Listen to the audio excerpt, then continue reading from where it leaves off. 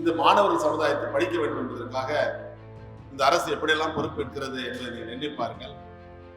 உலகம் உங்கள் கையில் என்று சொன்னால் நீங்கள் எதிர்காலத்தில் இந்த மடிக்கணினி வைத்து இதை பயன்படுத்தி முறையாக நீங்கள் வளர்ச்சி அடைய வேண்டும், பெரிய பொறுப்புகளுக்கு நீங்கள் வர வேண்டும். அதே நேரத்தில் இந்த நிறுவனத்தில் இந்த விழா நடப்பது மிக மிக சால பொருத்தமாக இருக்கும். காரணம், ஒரு 40 ஆண்டு காலத்துக்கு முன்னதாக ஒரு சிறப்பு வாய்ந்த பாலிடெக்னிக் என்று சொன்னால் ஒன்று சிபிடி, இன்னொன்று செங்கல்வராயன், மூன்றாவதாக முருகப்பா பாலிடெக்னிக். அப்பொழுது சிறப்பு வாய்ந்த பாலிடெக்னிக் 400 மார்க்குக்கு, நான் சொல்றது 1980-81 400 மார்க்குக்கு அதிகமாக இருப்பவர்கள் தான் இந்த பாலிடெக்னிக் சீட்டே கிடைக்கும். அதெல்லாம் எனக்கு கிடைக்காமல் போனதுனால நான் +1 +2 போயிட்டேன்.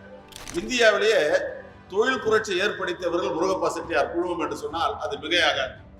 1947ஆம் ஆண்டு டிஐ சைக்கிள்ஸ் கம்பெனி அம்பத்தூர்ல தொடங்கப்பட்டது. அப்போது தொடங்கப்பட்ட பிறகுதான் பிரிட்டிஷ்காரர்கள் இவர்களுக்கு இந்த இடத்தை தானமாக தந்தார்கள். சர் ராமசாமி முதலியார் இடத்தை தானமாக தந்தார்கள். டிஐ பள்ளிக்கூடத்தை இடத்தை தானமாக தந்தார்கள். சர் ஐவன் ஸ்டெட்போர்ட் இடத்தை தானமாக தந்து அவர்கள் இதற்கெல்லாம் உதவி செய்த சர் ராமசாமி முதலியார் பேரில ஒரு பள்ளிக்கூடத்தை தொடங்கினார். அதற்கு பின்னால தான் கர்மவீர காமராஜர் ஆட்சிக்கு வந்த பின்னால அம்பத்தூர்ல டிஐ சைக்கிள் இருக்குது என்பதை பார்த்து 57ல் டென்லப் நிறுவனம் வந்தது. டென்லப் நிறுவனம் 57 வந்தது. அம்பத்தூர் எஸ்டேட் கிண்டி தொழிற்சாலை வந்தது. அதற்கு பின்னாலே மத்திய கனரக வாகனங்கள் வருவதற்கு அம்பத்தூர்ல இடம் இல்லாத காரணத்தினால் ஆவடியை காமராஜர் கண்டெடுத்து ஆவடியில வழங்கினார். சத்தியமூர்த்தியில போலீஸ் நிறுவனம் வந்தது என்று சொன்னால் அம்பத்தூர்ல முருகப்பா செட்டியார் குழுமம் டிஐ கம்பெனியை தொடங்கிய காரணத்தினால்தான் இன்றைக்கு இந்த பகுதியை வளர்ச்சி அடைந்தது என்று சொன்னால் அது மிக.